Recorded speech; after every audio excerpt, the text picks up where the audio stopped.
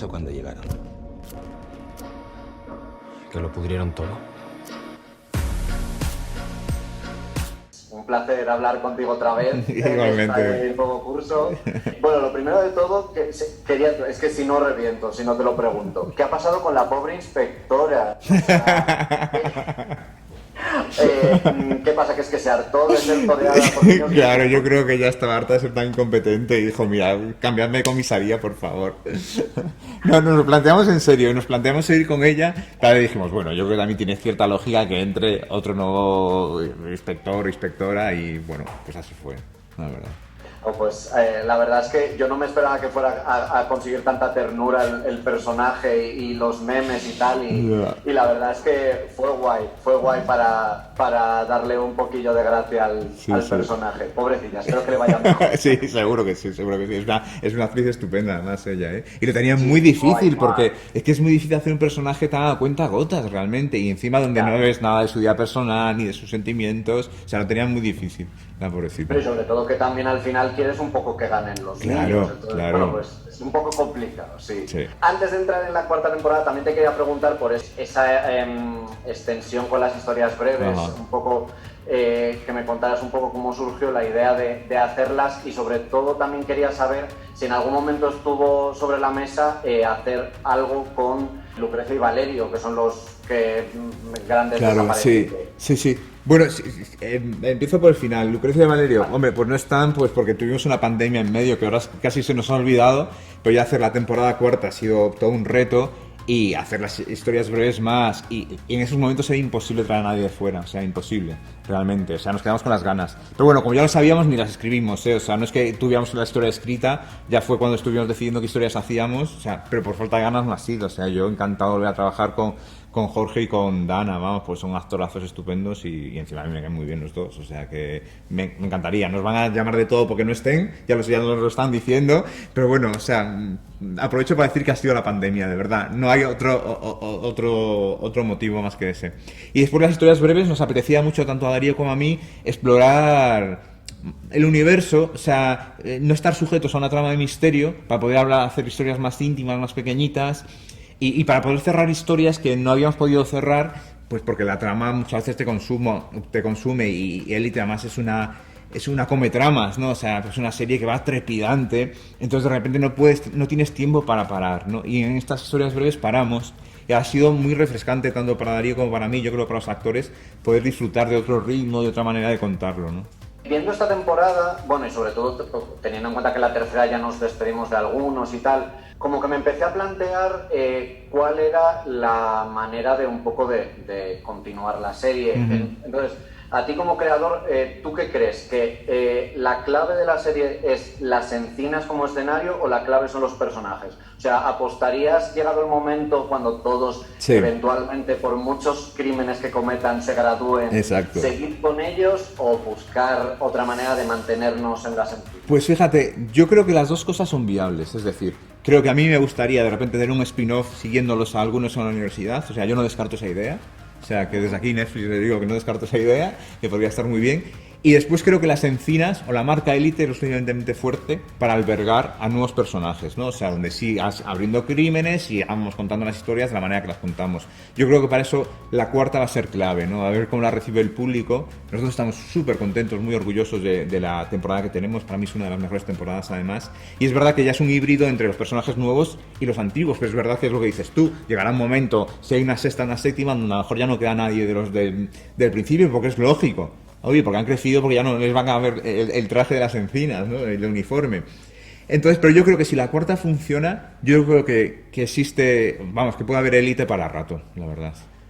A ese respecto, al tema de la continuidad, la verdad es que me flipan los 4 personajes nuevos, me flipa muchísimo. Y sí que tengo la sensación, que a lo mejor no tuve con los de la tercera, de que están más planteados para un largo recorrido. Incluso el personaje de Paul Grange, que a lo mejor tiene como una trama un poco más paralela. Entonces, es así, están planteados para echar raíces. Sí, queríamos traer a protagonistas de verdad. Así como antes siempre parecían que era un poco, ayudaban a la trama del prota, Aquí no, aquí son protas porque evidentemente además se nos han ido pilares muy fuertes de la serie, muy queridos, muy buenos personajes y muy buenos actores y actrices, ¿sabes? O sea, hemos perdido a Lu, hemos perdido a Carla, hemos perdido a Valerio, hemos perdido a Apolo, o sea, eran gente...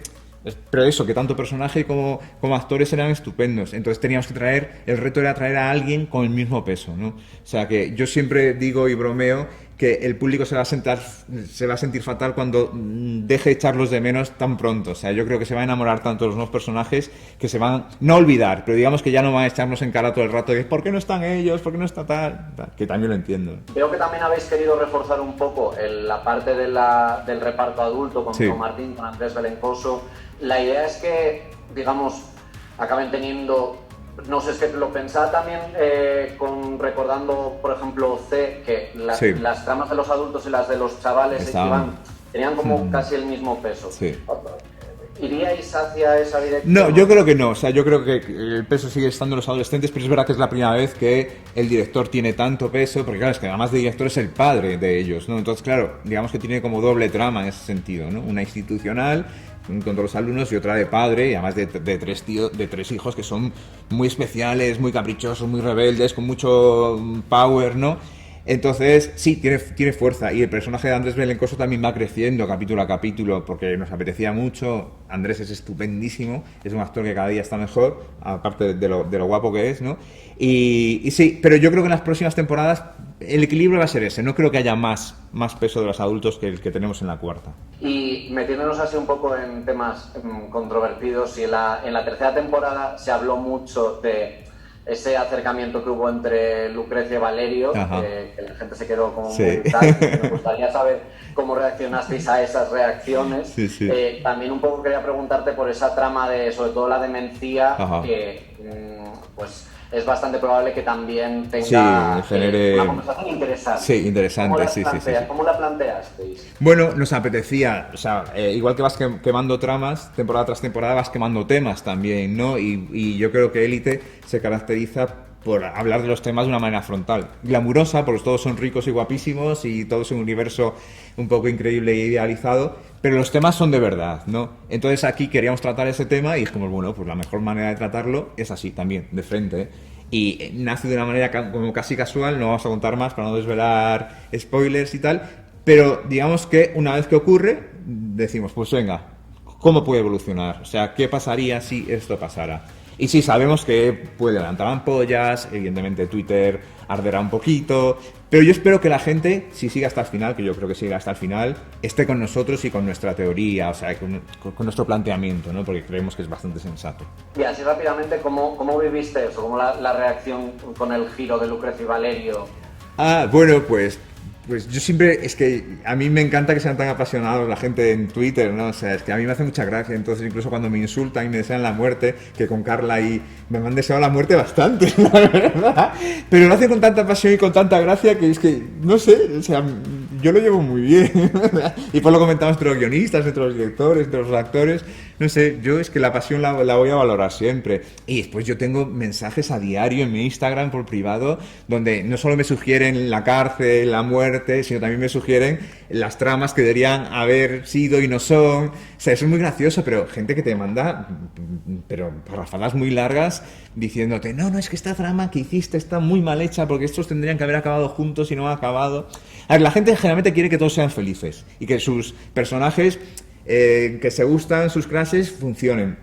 Pero claro, yo siempre digo, es que en la felicidad no hay ficción, o sea, la felicidad es muy aburrida. Para la vida está muy bien, pero para la ficción es un coñazo. O sea, que entonces, pues claro, pues no le vamos a hacer caso nunca a los fans.